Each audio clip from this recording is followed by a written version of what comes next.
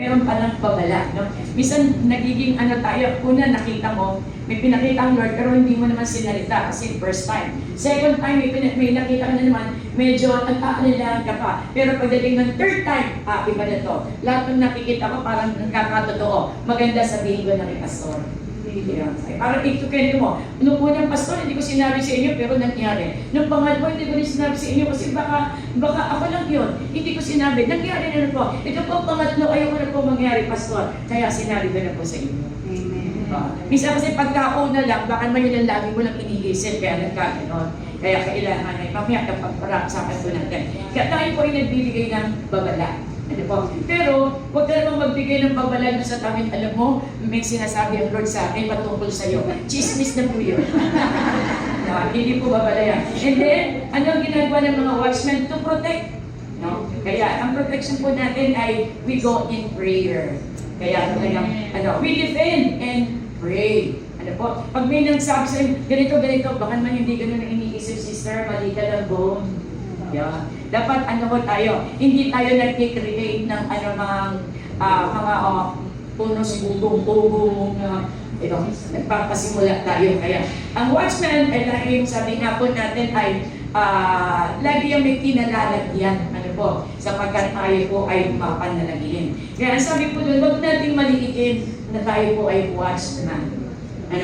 Don't despise the day of small beginnings. Why? God's way is to start us out small so we can learn and grow. Kaya nung umpisa, hindi ka naman napapansin. Pero pagka ikaw ay nakikita sa iyo yung kababaang loob, nakikita sa iyo yung ikaw ay prayerful, no? Pinag-pray ka lang pero talagang short. Alam niyo po, mga prayer intercessor. Huwag niyo naman mahahamaan ang inyong panalangin. Kaya sa susunod, hindi na kayo i-assign eh. Kasi parang lahat kinuha nyo na yung floor eh. Diba? Kumbaga naka-underestimate tuloy yung iba na, wow, parang ayaw ka nang mag-pray. Diba? Pagka tayo ganang inasan, alam nyo, actually, yun ang nire-reklamo ng mga pastor sa akin. Pastor, pwede ba pag nagmimiting kayo ng will, pakisabihan niyo po ang mga intercessors na huwag niyo habaan ang inyong pananalangin. Actually, alam mo kami, marami kaming intercessor. Ako nga ay nagugulat, ang daming magagaling mag-pray na pastor. Pero ewan ko ba't ako lagi tinatawag ni Brother Eddie. Kasi baka maiksi lang ako panalangin. Yun ang gusto ni Kuya Eddie, maiksi lang. Pag kinakalabit ako, wala pa yung speaker, magpe-play ka muna kay ganito. Hindi ko alam kung paano ko iiksiin yung panalangin. Basta mahalaga po, ano yung nasa isip ko, yun yung tapos in Jesus' name. Amen. Hindi ko kailangan magpa-impress. Amen. Pero hindi ko sinasabi nagpapa-impress tayo. Talagang intercessor kasi kayo. Wala, no doubt about it. Talagang pag ibinigay sa iyo ang microphone, ayaw mo nang ibigay din sa susunod. Diba? Kaya kinakailangan konting pigil. Alam niyo, actually, lagi ko sinasabi kay Ate Nancy, kina Pastora Presi, kina Pastora Celia. Alam niyo po, talagang pagka ibinigay mo ang microphone, parang ayaw nang ibalik. Diba? Kaya sabi ko, alam mo, Ate Nancy, dapat ikaw ang tinatawag ni Brother Eddie. Iksian mo, huwag ka nang magsasalita. O minsan, pagka tayo mga intercessor, magpe-pray tayo. Teka lang po muna, bago ako mag-pray. Ayun. Alam mo, tinatandaan ko yung mga pastor na gano'n, talaga hindi ko nasusunod dun eh. Kasi yung mga haba, lalo, di ba, pagka-culmination natin, meron pa akong magsasalita muna bago mag-gano'n. Naku, mauubos yung oras natin. Alamin mo natin kung ilan lang oras tayo. Limited lang yung time natin. Pag nagpe-pray, limited din. Doon yun na lang gawin sa prayer meeting. Amen. O kaya sa inyo po, inyong pananalangin sa inyong prayer closet. Yun. Alam niyo yun, nilireklamo lahat ng mga pastor sa akin. Mula nung unang panahon pa, hindi pa rin daw po nagbabago. Sabi ko, alam mo, pastor, mapalad po kayo dahil meron kayong mga witness na talagang passion kayo panalangin. Amen. Walang kaduda-duda, talagang you are so passionate. Di ba? Gusto ko po yan. Kaya lang ko, limited ang time. Ayan. Pero sabi nito, don't despise the day of small beginnings. Wala na. Ako naman ganito lang. Yun lang ang akala mo. Pero ang tingin sa'yo ni Lord, ang laki mo. Diba? Naku, nakakaya naman. Ganito. Huwag kang mag-alala kasi hindi ka kinikinan ng Diyos na gano'n. Ang tingin sa'yo ng Lord, super laki mo. you are highly favored by God. Amen. Kaya God's way is to start us out small so we can learn and grow. Kaya di ba parang sabi mo, parang wala naman akong gift, parang wala naman akong talent, parang wala naman akong skills, pero hindi mo alam, God is molding you. Nakita ka na noon pa man ng Panginoon. And God is molding you to become an intercessor. Amen. Hindi mo wala kang kamalay-malay. Ako nga wala akong kamalay-malay. Basta tagasunod lang mo ako sa kanila. Hanggang dumating sa punto, ako na yung assistant ni Ate Guy Diakan. Kung kayo po'y Orolio Days. No? Assistant lang po ako. Kaso nung nawala silang lahat, ako na ako sumunod. Kaya ibig sabihin, yung pala ay sa mga ganang bagay, tinitrain tayo. Amen. Pero huwag mong maliitin ang sarili mo. Tayo laging nagsisimula sa maliit, patungo sa malaki. Di ba? Kaya ano ang sabi ni Zechariah? Do not despise the small beginnings, for the Lord rejoices to see the work begin. Diba? Kaya kung di mo namamalayan, inuumpisahan ka na ng Lord. Pinoproseso ka na ng Panginoon. At nung ikaw'y sinabing, ikaw na ang chairman, huwag ka nang magduda, ikaw na ngayon. Diba? Ang gawin mo na lang, give your best. Na kahit, alam nyo, kahit hindi ka inuutusan ni Pastor, gawin mo. Si Brother Eddie po, kahit hindi ako inuutusan, pagka merong gulo doon sa Senado o doon sa House of Representatives, naalala niyo noon, panahon ni ERA, panahon ni GMA, wala naman sinasabi si Brother Eddie, pero tayo po'y nagkakaroon ng 40 days prayer and fasting. Naalala niyo yung pandemic, wala naman nagpuputos sa akin, pero nagdideklara tayo ng 40 days prayer and fasting. Amen. Ibig sabihin, hindi na iisipin ni Brother Eddie kasi kaya ka merong mga department heads di ba? Kaya ibig sabihin, ikaw ay mag-extra effort. No? Kayo po, mga pag napapansin niyo, parang may mga alinomaw na parang may division. Naku, kailangan mag-21 days tayo. Kailangan talaga mag-revival, magkaroon ng supernatural sa church. Amen. Sabi, Pastor, iba yung sinasabi mo. Maganda yan. O di ba? Yan ay bunga ng inyong pananalangin. Kasi nakikita niya in the spiritual world. Pero pag sinabi ni Pastor na, ikaw muna, huwag tayo mabigla, huwag kang magagalit. Kasi may tahiming lahat. Di ba? Ang maganda, sinabi mo kay Pastor. At balang araw, sasabihin din ni Lord kay Pastor. Amen. Ano po? Ayun po. Pero huwag po tayong magagalit kung ang mga suggestion natin ay hindi nang iyayain. Kaya yung una, sabi natin ay baseline end times assignment. Ang baseline natin, tayo nagbibigay ng warning, nag-o-observe, nagpe-pray, nagpo-protect, dinidepensa natin, sapagkat we love this ministry. Amen. And of course, we love the Lord. Number 2, wala lang numero yan, pakilagay nyo, sa inyo na lang po. Number 2, assign to the church. Ang specific task natin, tayo naka-assign sa church natin. Kaya, anong dapat natin gawin? Some watchmen are assigned to specific churches, networks of churches, or the church universal, the body of Christ. These watchmen have a strong intercessory prayer mantle, and some have teaching gifts. Ayan. Kaya tayo po ay merong prayer mantle.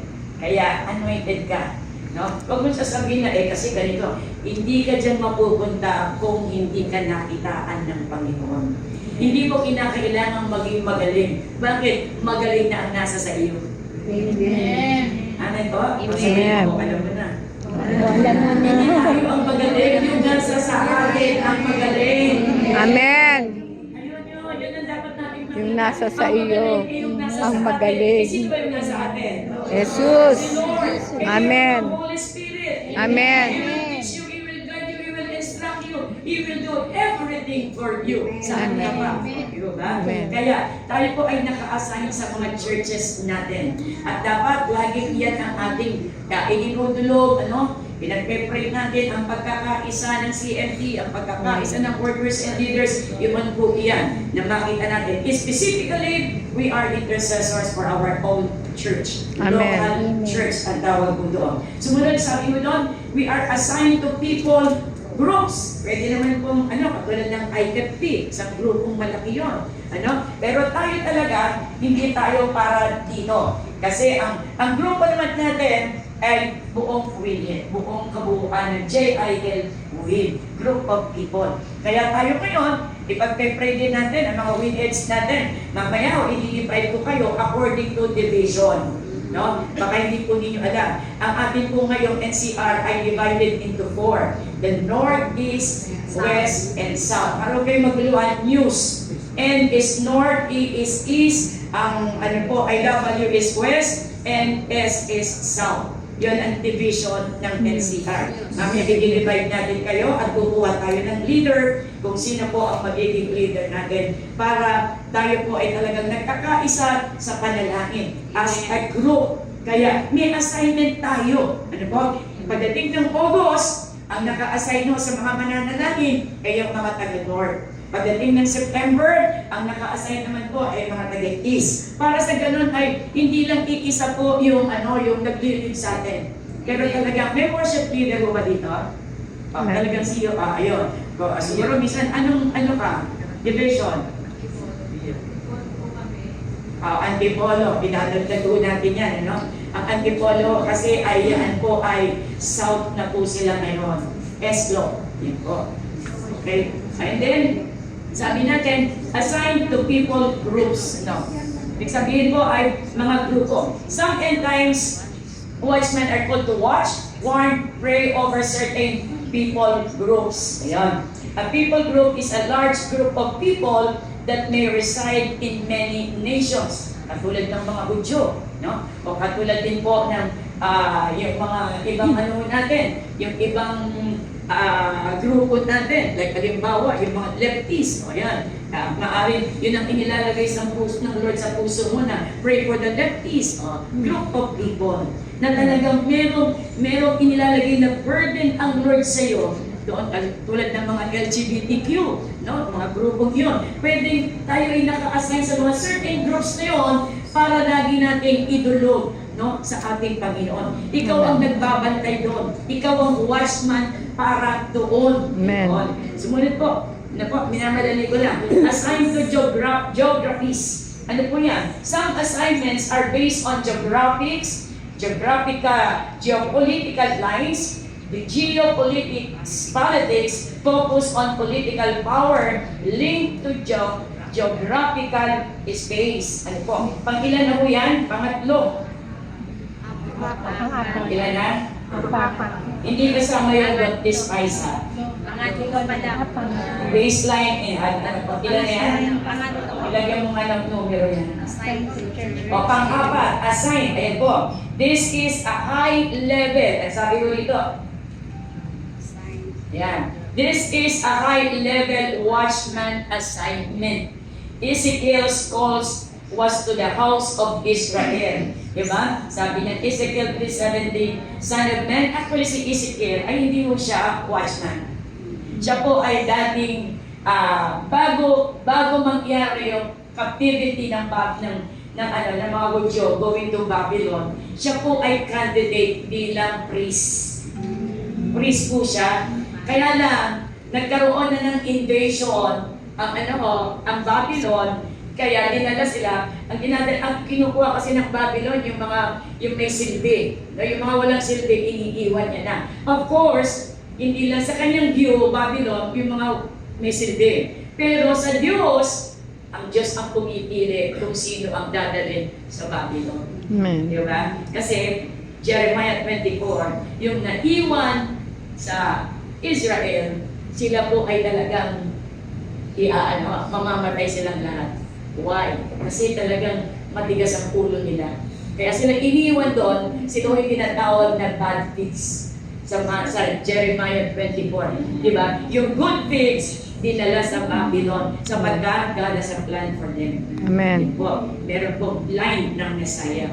Kaya si Ezekiel po, sabi doon, siya po ay yung tinatawag na tinasay doon para sa bansang Israel. Not for Babylon, not for any nation, but specifically, he was assigned to pray and intercede for Israel only. Amen. Baka naman sabihin natin na, bakit naman gano'n? Ba't Israel lang? Kasi yun ang binigay ng Lord na focus niya.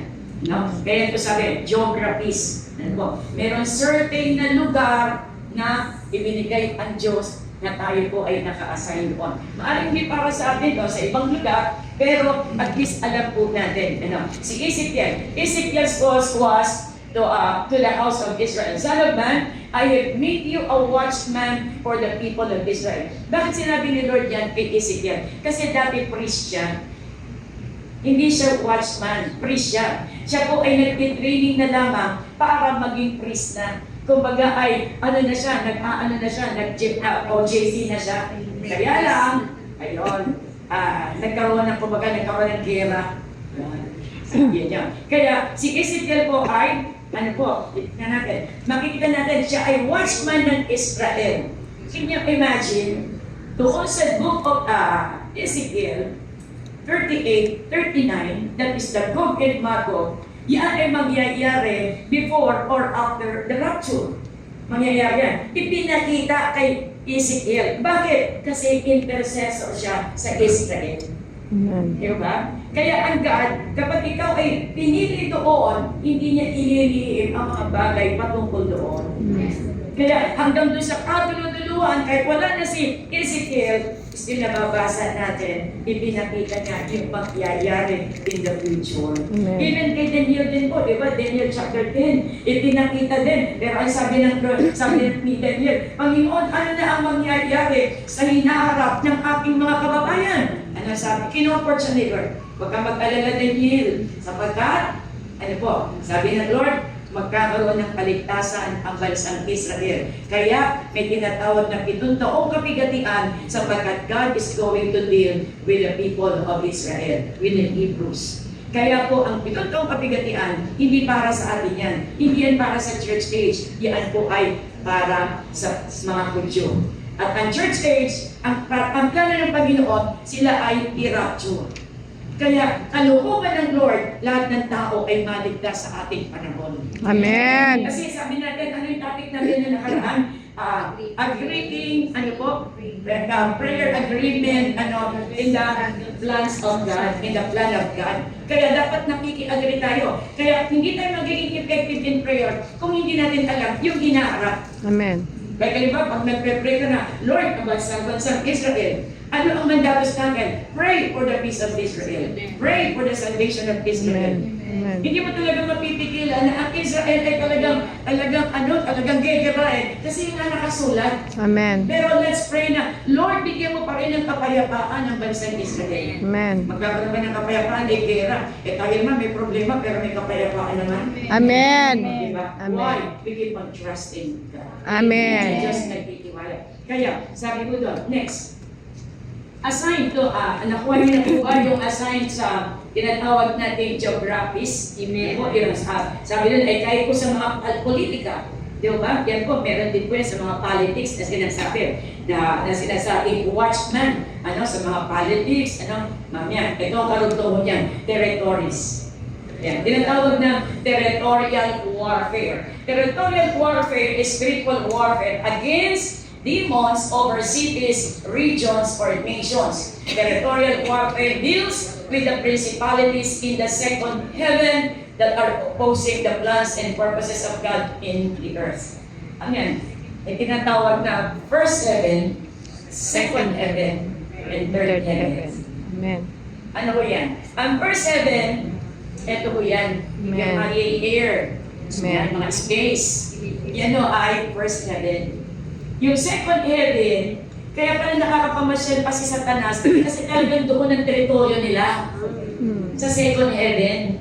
Kaya di ba, naaano natin na, ba't si Satanas namamasyal sa heaven? Pero hindi siya pwedeng mamasyal sa third heaven kasi that is the throne of God. Amen. Amen po? Amen. At sila, nandun talaga sila sa second heaven, itinapon sila sa first heaven, karugtong ng earth. Amen. Kasi yung space, di ba? Yan po. Kaya sinabi doon ay, territorial warfare deals with the principalities in the second heaven. Kaya, Ephesians chapter 6 verse 12, no, we wrestle not against flesh and blood, but against principalities, in the air. Second heaven yon. First heaven and second heaven. In the air, spiritual wickedness in high places. Asan ba yung high places? Meron pa bang tata? At yung ano yung kitaas ng lupa? Oh, yun. The first and the second heaven. Oh, naintindihan niyo po? Apo. Kaya naman siya si Satanas, pinagtunan niya yung second heaven. Meron pa siya. Pero pagdating ng Revelation chapter, I think chapter 11 or 12, di ba? Hinagis na siya. Naglaban na si Michael at saka si Angel Michael at saka si Lucifer, si Satan, nag-away na. Kaya that is the time na inihagis na siya sa lupa. Kaya mas malupit dun sa 7 taong kapigatian. Pero mas malupit yung chapter 9. Dahil yung bottomless pit, na yung mga nakatagong mas pinakamasama, super sama, lahat yata ng super, yun ang ilalabas sa 7 taong kapigatian. Ito, pinag-aaralan niya may book of Revelation. Kasi para tayo maging effective intercessor, we need to know yung mga mangyayari in the future. Yun ang ipag-pray natin. Amen. At pag nakita mo na, naku, yung palang pupunta ng mga tao, ay kailangan mag-evangelize na ako. Kailangan magsimula na ako ng soul winning. Kailangan talagang mag-pray. Kasi ang mga tao ngayon, alam niyo ho, Relax lang. panahon namin, pagka isang day lang ng nanay ko, ng tatay ko. Alam niyo, sa tatay ko, sit-sit lang. Ano lang ko yun, takbuhan lang kami sa bahay namin. Anino pa lang ng tatay ko, nakikita namin parating na, puntaan ho kami sa bahay. Pero ngayon, yung 5 taong gulang, kunin mo yung cellphone, naku, nagagalit na. Can you imagine? Di ba? Ano na nangyayari sa lipunan natin? Yung ganong kaliit na bata, kayang mag-demonstrate ng galit? Di ba? Eh noon, hindi naman ganon eh. Oh, you see what kind of world we have now. We need to pray. Kailangan manalangin. Kaya territorial warfare, that is principalities in the second heaven opposing the plans and the purposes of God. Kaya kailangan tayong manalangin. Eh, ba't kailangan ko po manalangin? Alam na pala ang mangyayari. Parang tao, sa pamamagitan ng panalangin natin, di ba, marami pa rin ang maliligtas. Amen. Gusto ng Lord lahat maligtas. Pero meron kasing will ang tao. Di ba? Yun. Hindi hawak ng Lord ng will. Pero hindi pa rin magbabago ang plano ng Diyos. Amen. Na ang lahat ng tao ay maligtas. Amen. Okay? Kaya, as part of your watchman assignment over cities and nations, the Lord may lead you to engage in territorial warfare. Sa mga anak, kaya pagpunta mo ng Japan, alam niyo po, ang hikaan mo doon ay ibaw ang mga Buddhism mo yun eh. Pag yun. Makikita mo, pag-apak mo pa lang, merong espiritu meron doon. Ang tawag ko yan, territorial spirit. Bawat bansa may kanya-kanyang territory. Kaya ano po? Kaya sa atin, anong espiritu meron sa atin? Corruption. Parang ang hirap, i-pull down ng corruption, di ba? Kahit na magkaroon tayo ng born again president. Alam niyo, ang sabi nga ho, ang Japan sa Pilipinas, ahil sila ng 50 years. Oo, totoo yan. Grabe. Totoo yan. Kasi pag nagpupunta ko kami ng Japan, hingit kami. Oo. Pero tayo, wala tayong ganong trend, wala tayong ganito. Samantalang noon, sa Asia, ang Pilipinas ay nakuuna, number 2 sa Japan. Ngayon, wala na, kulilat na lang. Kulelat. Kahit anong gawin natin, pero there is still hope. Di ba siya kapitid yan? At kahit sabihin natin sa China, kailangan alam niyo, napipigilan yung dahil sa panalangin. Amen. We believe, Lord. Napipigilan po eh. Kahit po yung big one earthquake, napipigilan po because we pray. Amen. Kaya wag po tayong titigil po sa pananalangin. Na Panginoon, wag pong mangyari ang big one na yan. Doon yun nalang dalhin sa 7 years Great Tribulation period. Amen. Diba? Kaya territorial warfare. Saan na po yung warfare na yan? Hindi po dito. In the air. Second heaven. Kaya doon pa lang, nagwa-warfare na tayo na hindi dapat mangyari yan. Nagsumunod po, sabi doon ay, if we are walking in the anointing of the watchman, if we are paying attention, the Holy Spirit will make us aware of Satan's schemes and attacks. We will see them and can take action. Diba? Ipapakita sa atin, ipararamdam sa atin ang ating Panginoon. Kaya even mo pagka, di ba, may bagyo, no? Spiritual mo yun eh. Na, Panginoon, Naalala niyo, may bagyong Yolanda, dapat mag-aano rin dito, di ba? Nag-ship po siya, biglang umiba ng direksyon, di ba? Kaya napunta doon sa Visayas. Ayun. Doon naman sa Visayas, may mga provinces na nag-pray, Amen. hindi rin sila na-hit. Amen. Kumanan din. Can you imagine may bagyo na gumaganon? Di ba? Lumiis because of IHOP. Di ba? Yung kanilang IHOP na hindi sa kanilang pananalangin, hindi yun nagganon ng bagyo. Nung gumanon, lumigo. Why? Prayer works. Amen. Yun natin nakikita. Kaya, makikita ko natin yan. Sumunod, assigned to culture wars. Ano po yung culture wars na yan? Na sinasabi. Yan po, nakita natin. God assigns watchmen as culture warriors, watching and praying over what is going on in the world. That is keeping souls captive and at times even infiltrating the church. Kaya ang church, hindi na siya nagiging church, nagiging worldly na siya. Na dapat ang church, dapat kinukuha natin ang world. Ngayon ang church, kinukuha natin yung world. Nabaliktad. Kaya kita nyo, sa church natin, parang hindi na church. Di ba? Pero sa akin naman good thing. Sabi nung isa, naalala ko, may nakawan doon sa church, may maraming first-timers. Pag na-born again yun, di ba? Pero pagka halimbawa walang ganon, lahat bago. Amen. Lahat yun. Kaya sabi ko dyan, God assigns watchmen as culture warriors. Tandaan po natin, sabi doon, tayo po, we Christians are in the world, but not of the world. Tayo ay nasa mundo, pero hindi tayo taga-mundo. Amen. Huwag nating hayaan na tayo ay makuha ng mundo. At yun ang nangyayari ngayon sa ating lipunan. Sa sobrang, hindi naman masama ang social media, pero sa sobrang ganoon, apektado na pati 5 years old. Because of the because of the cellphone, ganito. Kaya ngayon, tingnan niyo mga bata ngayon, English speaking na. Pero yung mga nanay nagtatagalog. Pero yung mga anak, English speaking. Bakit? Laging ang baby nila, kasama nila lagi cellphone Kaya English speaking. Kaya lang, parang hindi ka naman kilala bilang nanay kasi nagpalaki sa kanya cellphone. Correct. Oo. Di ba? Tama ba? Nagpalaki sa kanya si cellphone Pag gusto niyang umiyak, makita niyo yung cellphone, nakangindi na siya. Pag nakikita ka niya, kontrabida ka kasi kukulit yung cellphone Oo. Nawawala yung relationship. Nawawala yung body process sabi ng bata, I don't need you, I need my cellphone. Yeah.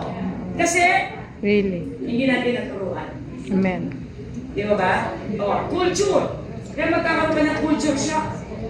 We need to pray. Kaya may mga taong naka-assign para doon. Kasi sila mismo na uunawaan nila dahil sila kumbaga sabi nga nila high-tech person sila. Maraming alam. Kaya pag nag-pray sila, very effective kasi alam nila yung pasikot-sikot ng mga social media. Pag tayo, masasabihin natin na, Lord, huwag po mawawala ang internet. Lord, huwag mawawala ang Christmas anniversary. Lord, samantala sila, Lord, walang backlog, walang ganito. Tapos ano ba yung mga term na yun? Di ba?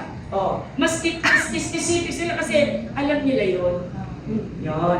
Kaya may mga talagang naka-assign doon para manalangin. Yun naman ang mga assignment nila. Kaya kung kayo po ay may mga alam sa ganon, when you pray, be specific, be in detail. Amen. Kasi alam niyo lahat na kapag ka nagkaroon ng anniversary, baka hindi natin na ipag-pray yun, baka ikaw ang hinihintay ng Lord, mag-pray para doon.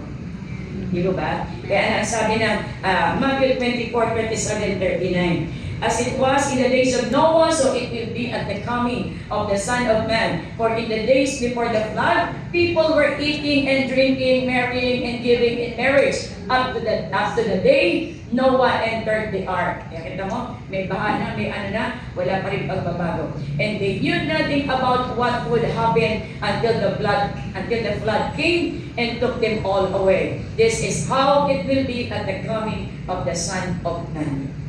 Ganito. Kaya sabi doon, di ba, pag binasa niyo po yung 1 Timothy ba yan? Chapter 3, no? Sabi doon, in the last days, kita nyo, very specific. Sinabi, in the last days, hindi inano yung sinabi yung sa huling araw, in the last days, people will be lovers of pleasure, lovers of money, lovers of, ayun, yun po yun eh. Wala nang holiness. Kaya, as tayo po ay may mga naka-assign na intercessor para po doon. Yan. Sumunod po, assigned to prepare and equip. Kayo po, bilang mga winheads. We need to grow as winheads. Kung yung mga miyembro mo ay magagaling na, galingan mo pa sa pananalangin mo. Kailangan tayo laging nag-level up. John the Baptist was a watchman of Christ's first coming, and he was preparing a people for the Lord's entrance unto the scene in Jerusalem. Likewise, some end times watchmen are assigned to prepare a people for the Lord's second coming as their main trust.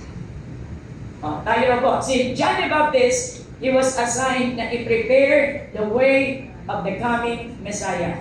Tayo naman po ngayon, we are assigned to prepare the second coming of Jesus in the rapture. Amen.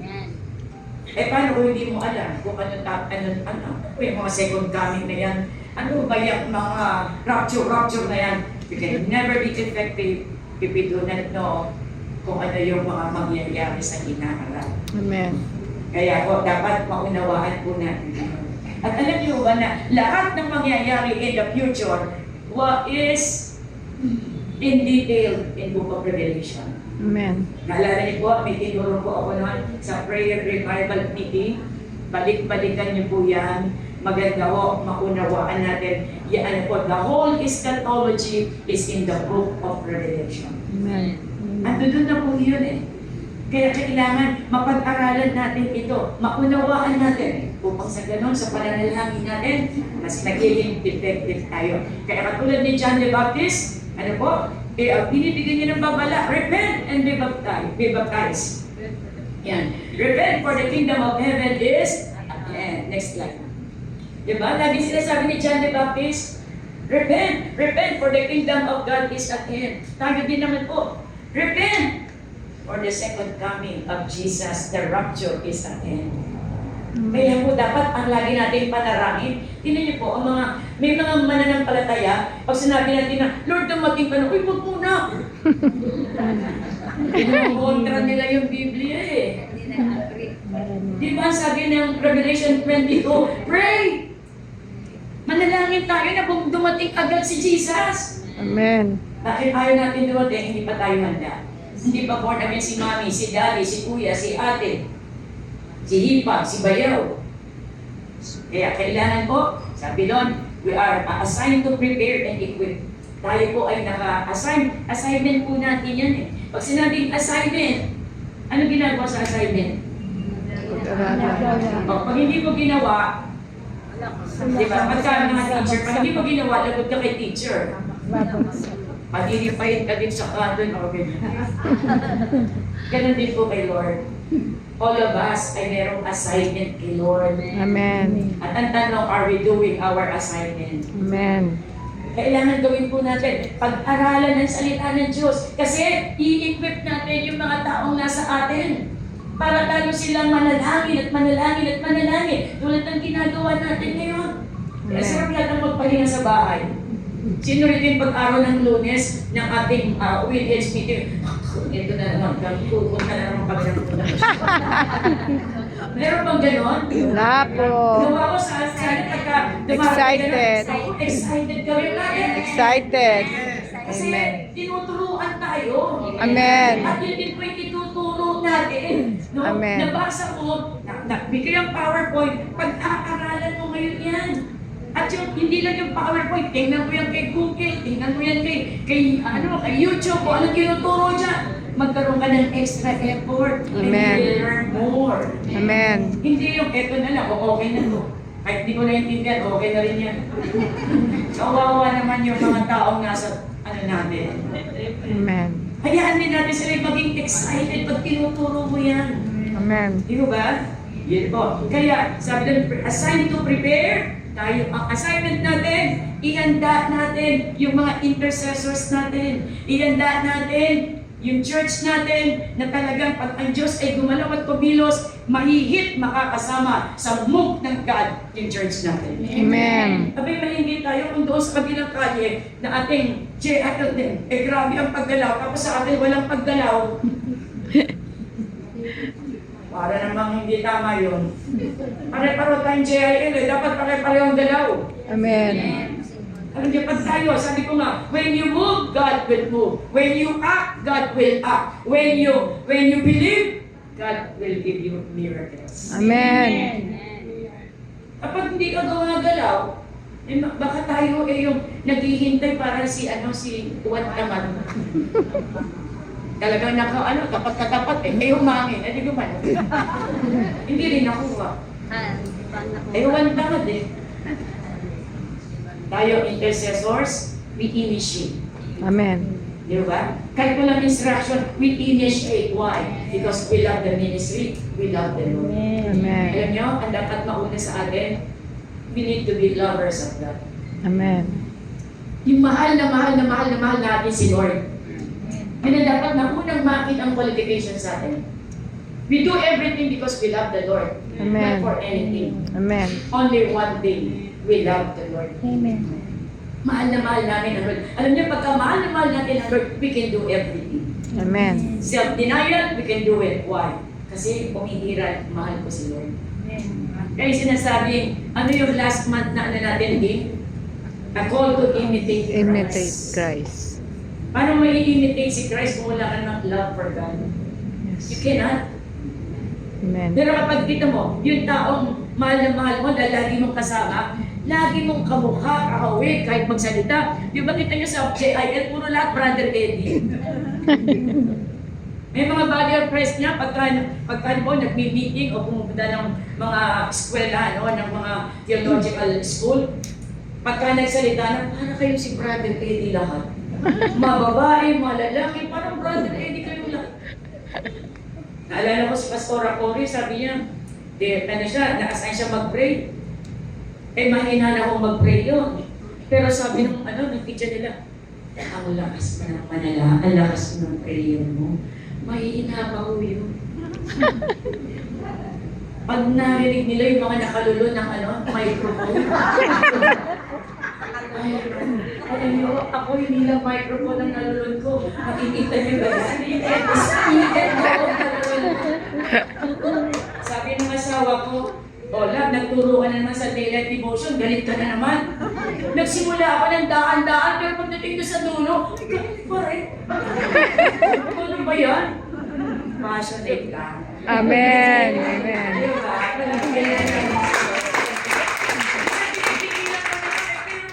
Kita niyo yung unang pasok ng ibang aking talaga.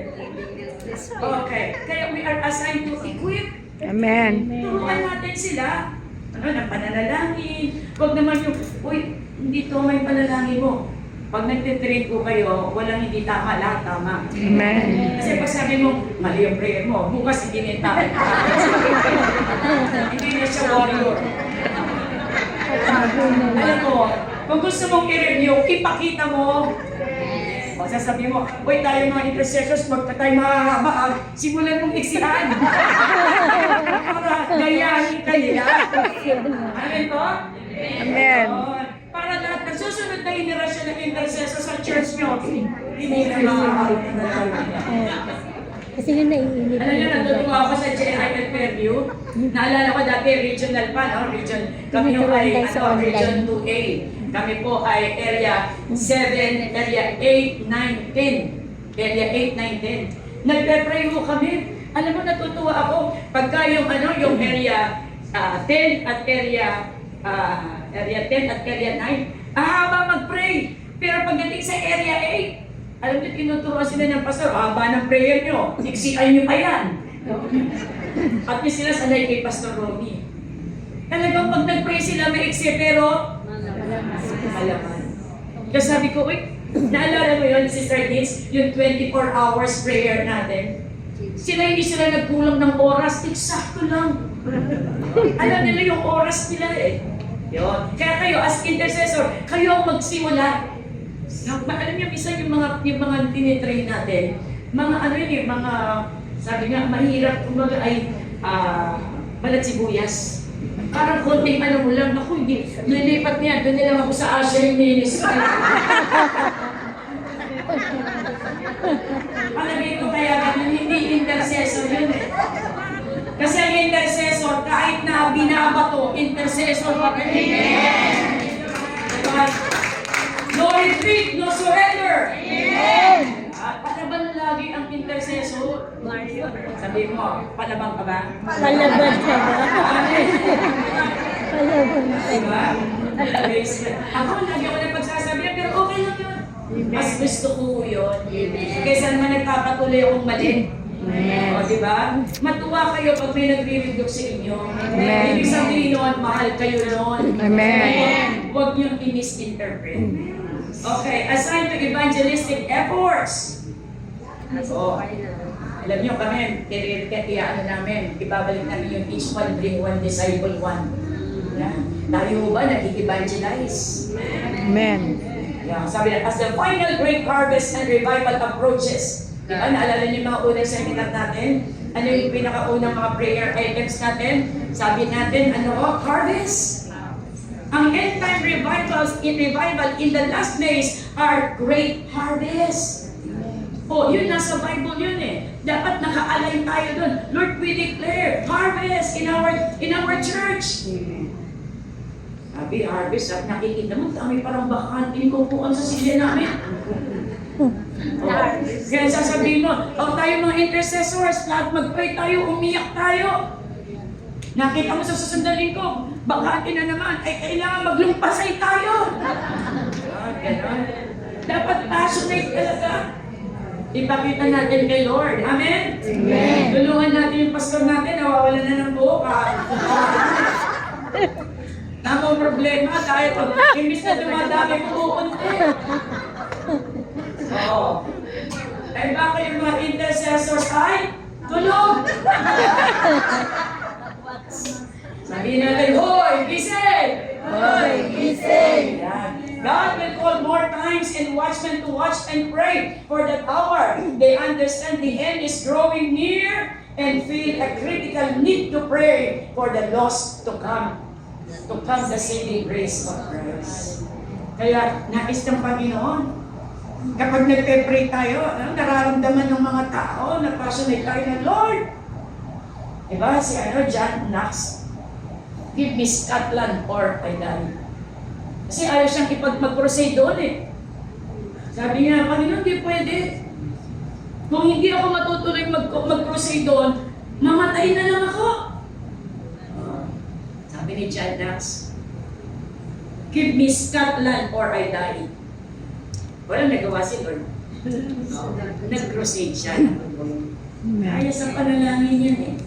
Sabi mo sa katabi mo, huwag kang gigiba. Huwag ka nang igiba. Huwag kang gigiba. Huwag kang gigiba. Kaya pindarating na sa church, thank you Lord, puno na ang church namin. Amen. Narinig ko isang kapatiran mo, sasabihin niya, ay gagayain ko niya, thank you Lord. Isipin niyo kung lahat kayo, inang panalangin niya, thank you Lord. Oo, di ba? Ibig sabihin, effective. Pag-pray natin yun. Kumuha pa tayo ng mga kasama natin para hindi natin naman nagdideklara mo. Amen. Kailangan turuan natin yung mga warriors natin. Di ba? Baka mamaya, wala mo silang natututunan sa atin. Turuan natin. Yung mga natututunan natin dito, ilipat natin doon sa lugar natin. No? Dati ikaw ay intercessor na malinging, malungkot. Kasi ang tingin nila sa iyo ay talagang balat na balat.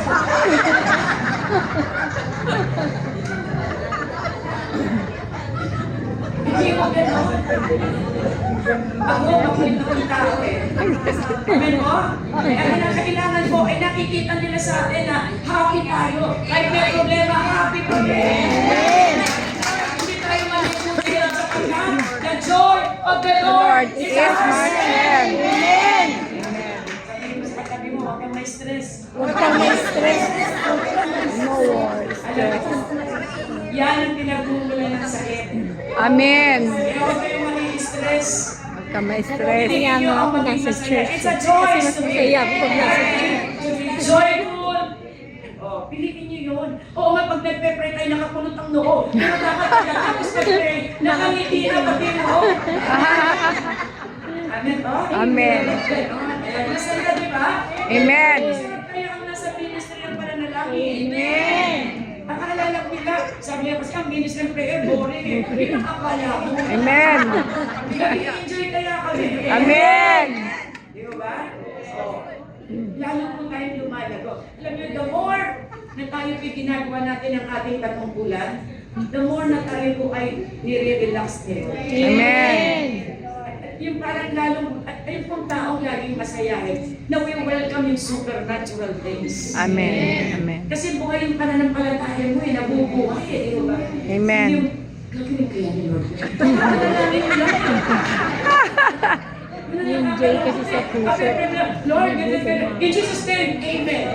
Mayroon niya, kinalabit na lang sa tanas na. Ay, love you. Amen ba? Amen. Buhayin niyo yung pananampalataya ninyo. Amen. Renew your mind. Amen. Renew your mindset. Amen. Kung sinabi mindset, renewing of your minds. Hindi puro na lang negatibo. Kapepre mo lang, bakit kaya? Change your mind. Negative eh. Kailangan change your mind. Amen. Change your mindset. Amen. Yung mindset mo, lagi kang Mindset critical, ba? Mindset judgmental. ba? Palitan mo ng word of God. I can Amen. do all things through Christ Jesus. Amen. Kaya kong isipin ang aking bibig. Amen. Paano ako sumagap ng mga balitang ewan ko? Okay? And then, ang sabi daw, so, Matthew 9:36-38, when he saw the crowds, he had compassion on them. Yan yun, nakita yung magkaroon tayo ng eyes like Jesus' eyes. Amen. Sabi doon, nung nakita niya yung mga tao, they were harassed, helpless, like a sheep without a shepherd. Then sabi ni Jesus, then he said to his disciples, the harvest is plentiful, but the workers are few. Amen. Pag nabasa natin ito, ano prayer item mo? Ang dami dami prayer items dito. Amen. Diba? Gagawa. Sabi mo doon una, let us pray for those people who are being harassed, confused. Bakit sila ganon? Mali pa rin ang mindset nila. They have no Jesus in their lives. Amen. Pray na sila tumanggap sa Panginoon. Paano? Pray for laborers. Amen. Diba? And then, pray for great harvest. Oh. Pagka ba nagbabasa tayo ng Bible, laging sumasali yung mga prayer items natin ipapanalangin. Amen. Diba? Kita nyo, ang asawa ko noon, nung mag-boyfriend pa lang kami, pag kami narinig, bas pagkasakas kayo ng bus, narinig na tugtog, sasabihin niya sa akin, ito yung beat niyan, gano'n yan. At ito yung bass niyan, ito yung ganito niyan. Kahit hindi ko naiintindihan, ganyan lang ako ng ganyan. Basta magandang kausap, di ba? Wala ka namang hindi nagiging maganda yung fellowship kasi nagkokontrahan kayo eh. Oo, totoo Kaya yan. ka naman, wala ko na gano'n. Pero pag ako naman kanirada, alam mo, ganda ng preaching ni Ganire.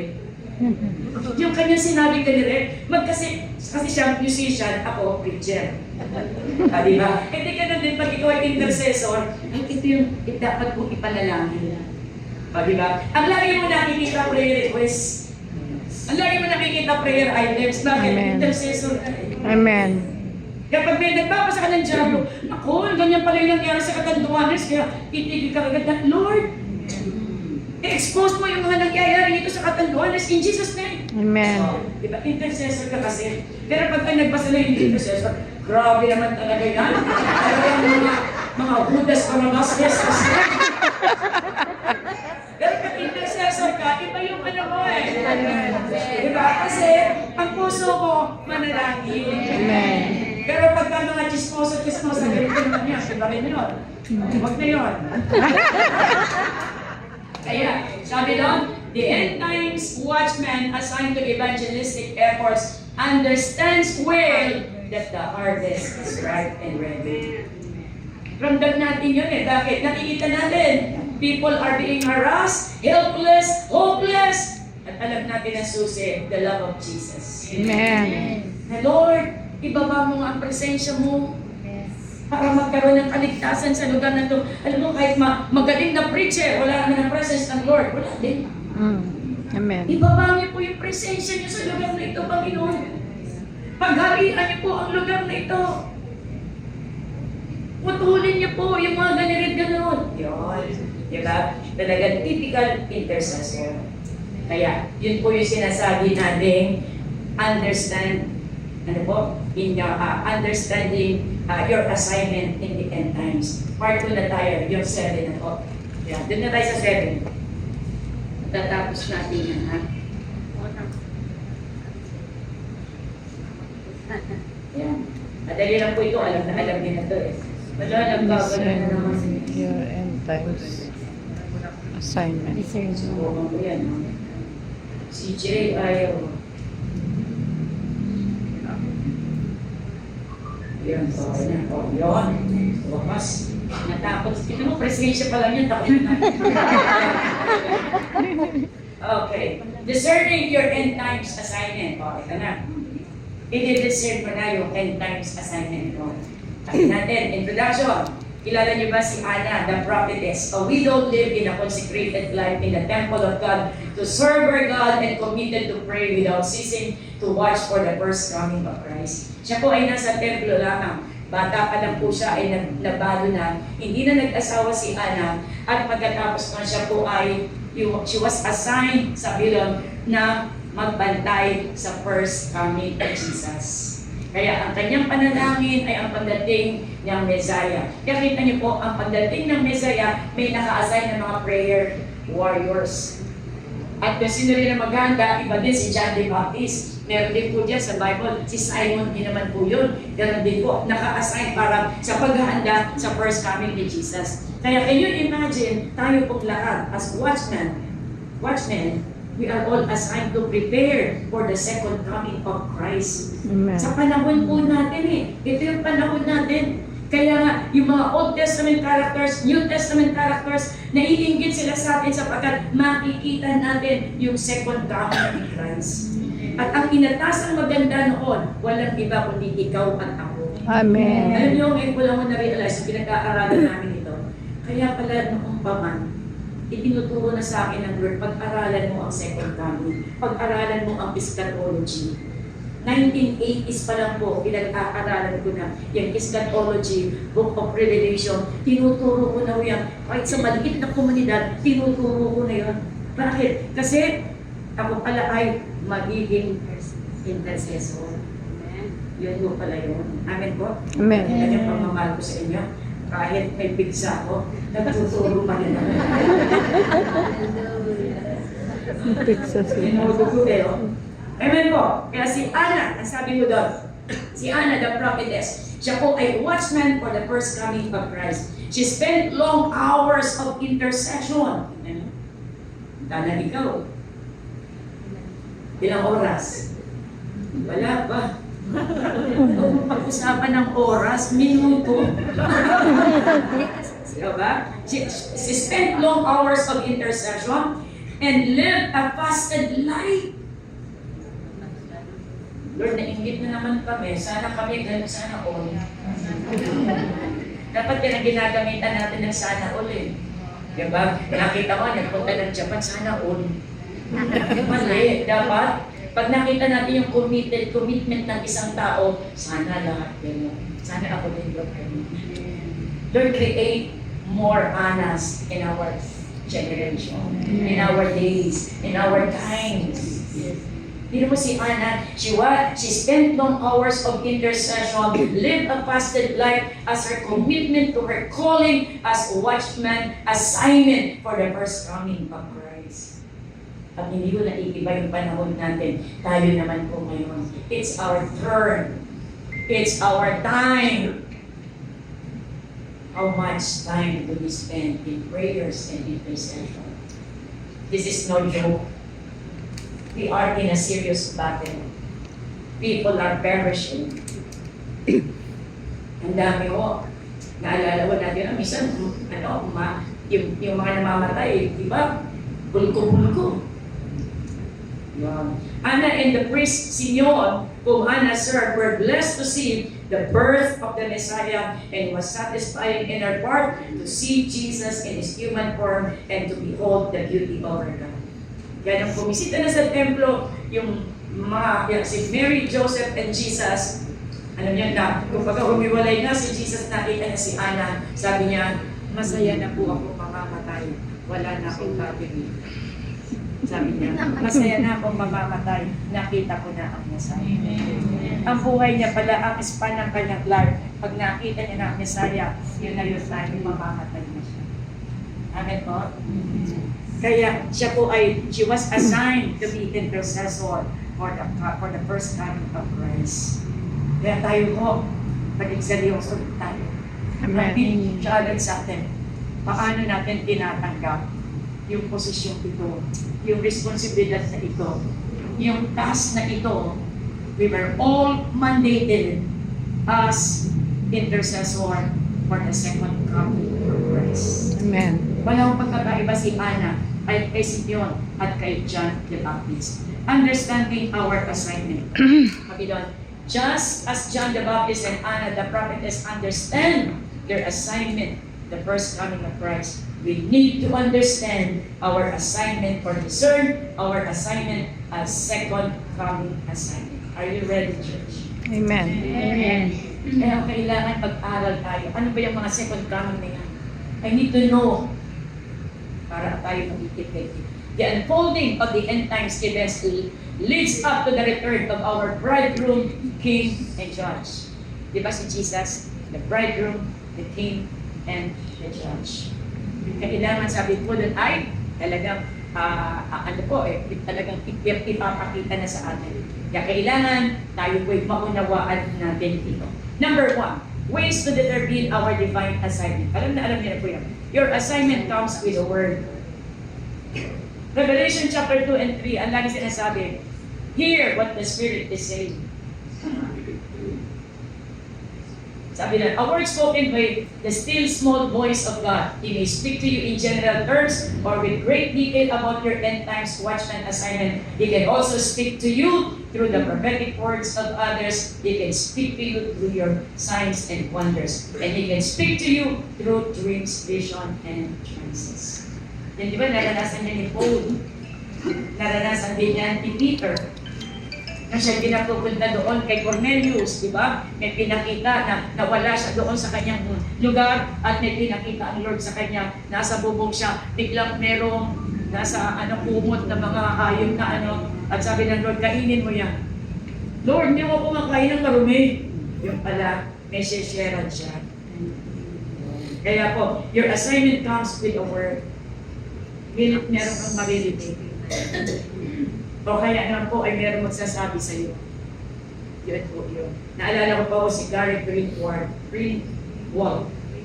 na siya po ay nagsabi rin sa akin na you are an intercessor of God.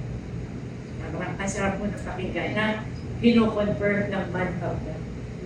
Tapos as kanyang sinabi niya, pupunta ka sa iba't ibang lugar ng Pilipinas at pupunta ka rin sa iba't ibang lugar ng bansa. Lahat po yan ang yan. Seminar kami ng IFP, yung sinaseminar natin, nagpunta tayo sa iba't ibang lugar ng probinsya. And then tayo nagpunta mga ibang lugar ng bansa. Talagang merong word. Ano po, yun po, nyo. Naalala ko pa rin po yung isa namin, worker. Isa po, isang namin, teaching staff namin, narinig niya yung tinig. Ikaw ay magiging tagapagturo sa munyos. Tapos nang siya po ay may nagtuturo, sabi niya, magtuturo ka rin dyan. Ako rin naririnig ko yan. Nung ako ay naroon sa overnight, sa bundok, sabi niya, sabi ng Lord sa akin, magtuturo ka dyan. Siyempre, ako naman, hindi mo naman paano lang. And then, dun ng Corolio days, sabi ng Lord din sa akin, magtuturo kayo dyan. Nagturo din ako ng Corolio High School. God will speak to you in an audible voice. Amen. Pilit magsasalita ang Lord sa inyo. Kaya i-aspire po natin yan. Number 2, sabi na Acts chapter 16 verse 9, yan po yung sinasabi ko kanina. Hindi ko na po ikukwento.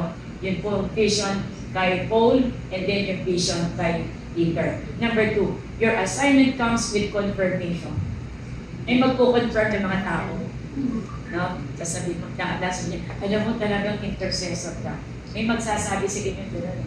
No? I speak the truth in Christ. I am not lying. My conscience confirms it in the Holy Spirit. Confirmation is proof of your calling. Your conscience will bear witness with your calling.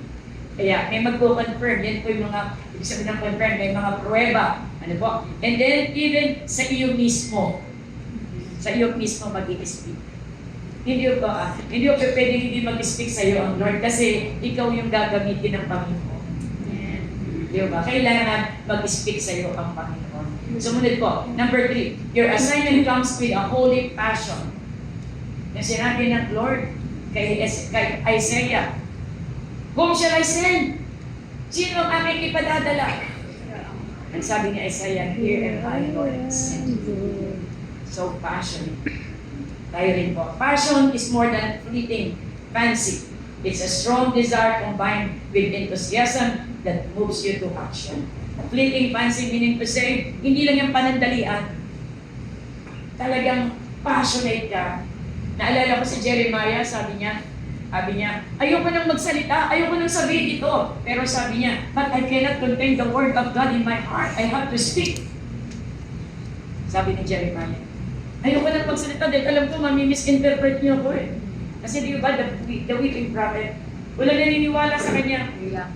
70 years captivity. Hindi totoo yan. Pero still, sinasalita niya pa rin. Pinipigilan niya yung sarili niya. Ayaw niya na. But he cannot contain the word of God inside of him. Amen. So passionate. Okay. Kasi nandun ang Lord. Hindi ka makakanalian at hindi mo nagagawa ang dapat mong gawin. Kaya yun po yun. Kaya it's more than, hindi lang siya panandalian.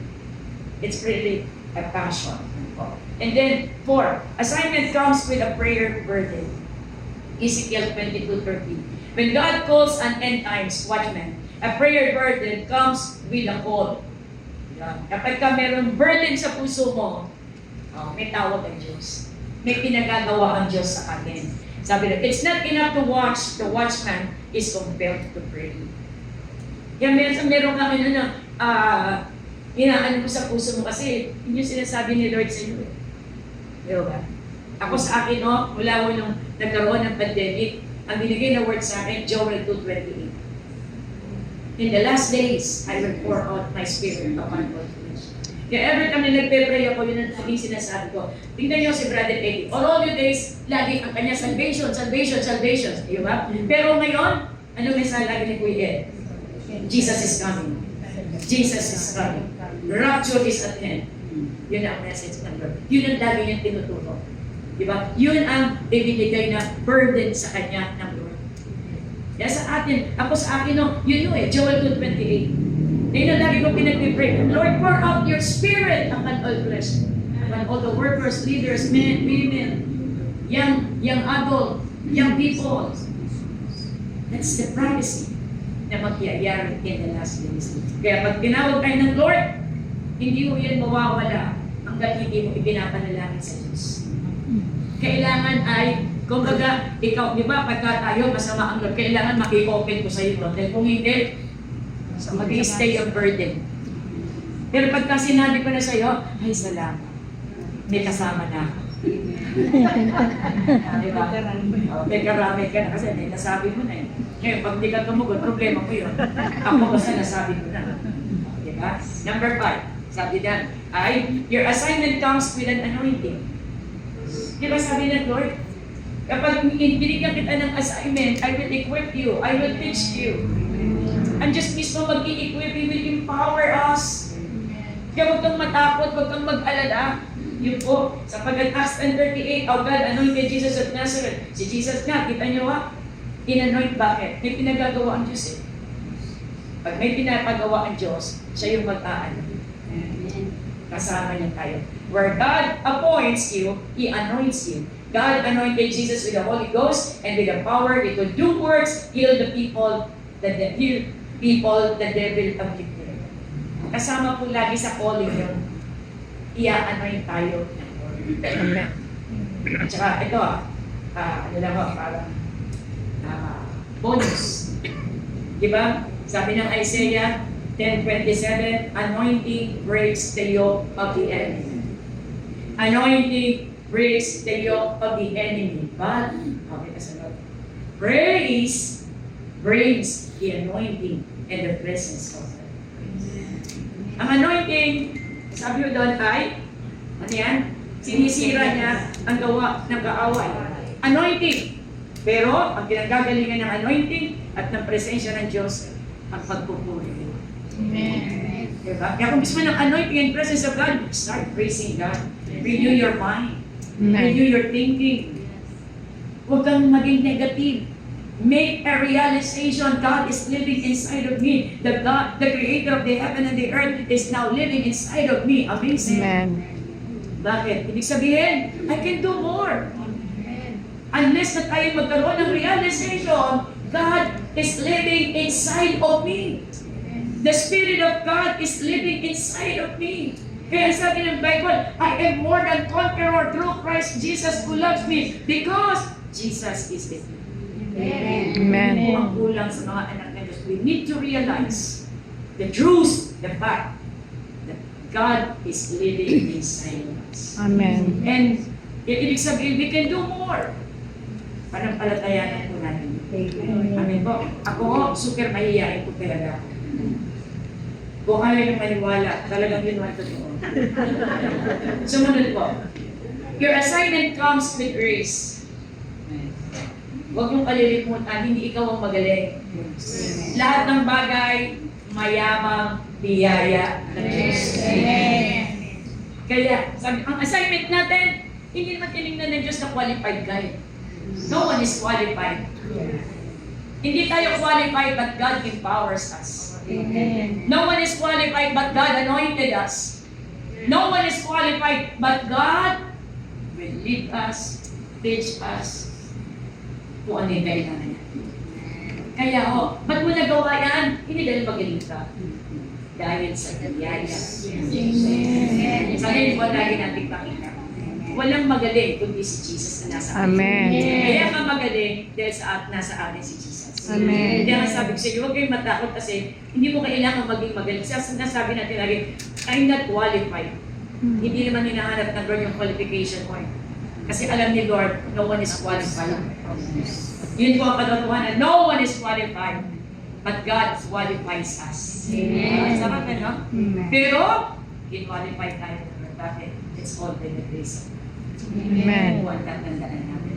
Kaya yan dyan naman po yung verse. And then next, kailangan mag-meeting natin. Your assignment comes with necessary gifts. Yeah. Kaya ang gift mo ay prayer. At ang gift mo minsan, nagsasalita ka lang, nagkakatotoo. Isa, meron akong dito dating worker, nasa Amerika, nasa Canada na. Sabi ko, alam mo, Nika, mag-aasawa ka next year. Sumunod na taon, nag-asawa nga, inasal. Bigla lumapit sa akin, Pastora, naalala mo yung word mo sa akin, mag-aasawa ko. Ewan ko. Sinabi niya po yun, talaga. Ngayon, ikakasal na. Diba? Minsan, hindi mo alam, may mensahe. Kasi ang Holy Spirit ang nagmumula. Your assignment comes with necessary gifts. Kapag ikaw, kaya sinapupunan pala ng nanay ko, alam mo na kung ano ang magiging ministry mo. Amen. Kasi nakaano na yan eh, nakadikit na yun. Kaya sabi doon ay, the end times watchman has seer anointing, which is the ability to see the spirit realm. It comes with the discerning of spirit, which is the ability to distinguish between good and evil. Tingnan niyo po. Para unang tingin mo pa lang, alam mo na, mali. Nakikita mo pa lang ng tao, nababasa mo na yung iniisip niya. Di ba sabi mo, parang kilala mo na siya. nade-discern mo na kagad. Kaya ang mga watchmen, mas mataas ang discerning spirit. Diba? Parang sinasabi mo, sa iyong sarili lang, huwag mo sasabihin siya, alam mo, parang wala akong tiwala sa kanya. Huwag ganon. Diba? Lalo na kapag first timer, mahirap yun. Sa'yo lang, pag-pray mo lang, pinakita ng Lord sa'yo dahil pinag-pray mo. Amen. Baka mamaya pagpasok ko lang ng first timer, alam mo, pag nanako yun. Sabi mo, mali yun, di ba? Ipag-pray mo na lang at maging alerto ka. Kung meron pinararamdam ang Lord sa'yo na lang at maging alerto ka. Ikaw ang sinabihan lang ng Holy Spirit at do your work. At hindi kinakailangan ipagsabi mo. Okay? Kaya yan po yun. Kaya sabi doon ay, between good and evil, while watching the dark forces seeking to spoil God's harvest and final revival. Di ba, pupunta ka ng nagtatrack sa distribution, may nararamdaman ka parang hindi maganda yung spirit o meron ito. You pray. Baka mamaya nagpe-pray ka. Pag-pray natin, sabi ni Lord, may mga demonyo rito. Isipin mo, may mga tao doon. Pinag-pray mo, mga demonyo, ganito. Alam mo, magagalit yung mga taong nandoon. Di ba, minsan nagkakaroon tayo ng yung walk location. Prayer walk.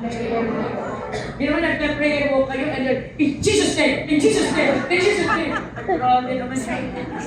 Sabi ng mga tao, baka naman siya ang napupusis ng demon. Nabaligtad ko dun. Okay, number 8. Your assignment comes with authority. Yan. Lagi rin yan. At bawa, nagkakaroon kayo ng prayer meeting. Di ba? May naggugulo. Sasabihin mo na, sister, huwag kang munang magtatanong, tapusin ko muna yung turo ko. Hindi yung alam mo na naggugulo, pinagpapatuloy mo pa. Kausapin mo, sister, mamaya po magtatanong, ako muna po ay magtuturo.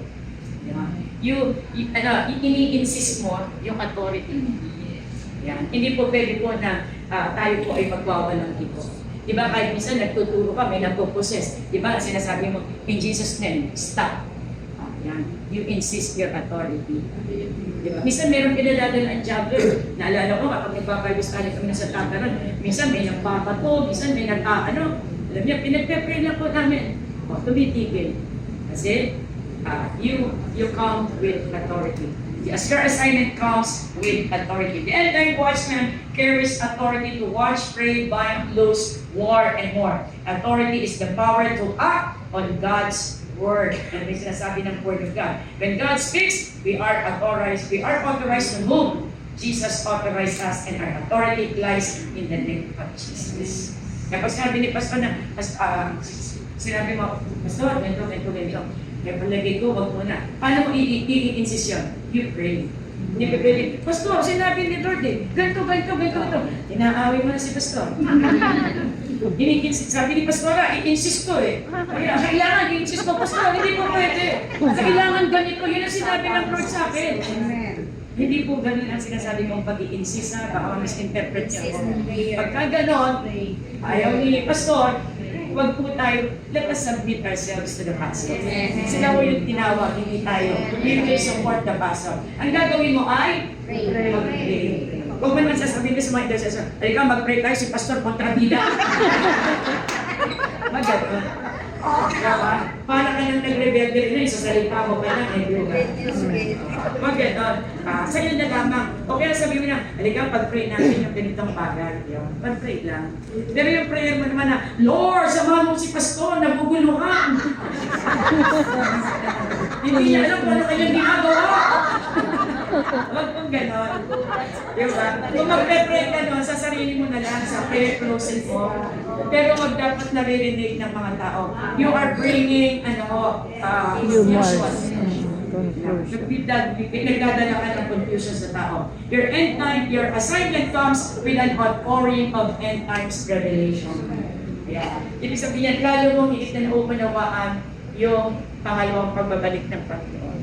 Lalo mong naiintindihan kasi meron ng spirit of understanding, naiintindihan na, ganito pala. Alam niyo, minsan nga pagkatapos kong magturo, minsan meron pang additional message na, ganito sayang, hindi ko nasabi kanina. Pero may intention po ang Lord sa susunod kasi mas higher yung sasabihin. Di ba? Huwag mo kayong manghinayang. Basta ang mahalaga noon, marami tayong natututunan. At sa tamang panahon at timing ng Lord, lahat yan mauunawaan natin. Huwag tayong magmadali. Kaya the end time watchmen, they receive revelation while watching, praying, worshiping, warring, or just waiting for the Lord. Sa anumang uri ng panahon o sitwasyon, laging handa. Alam niyo ako ngayon, minsan may binibigay na message ang Lord sa akin. Kukuha pa lang ako ng ball, ganun nga ba yung sinabi ni Lord? Kaya minsan may nakahanda na akong index card at saka notebook. Alam niyo sa akin, patotoo ko lang, ang Lord lagi nagbibigay ng message sa akin pag nasa CR ako. Amen. Naalala ko na nagturo ako sa Great Hills. Sabi ko, Lord, ano yung message na ibibigay ko? Basa ko. Tapos na nasa CR na ako, ito, 3 points. Diba? At minsan din naman, nasa taxi ako. Lord, sa discipleship namin, ano pong gagawin namin? Nagbigay ng 3 words. Translate, transfer, translate, transform, transfer. Diba ba? Ay, upo nga, no? The Word of God must be translated in your life. And you will be transformed, and you will transfer it to others. Kaya lang mo, recently, 3 words the other day. You have to attention to God. Attention. Let your eyes be upon Him. Focus. Attention. Yung pangalawa ko ay yung pangatlo ay adoration.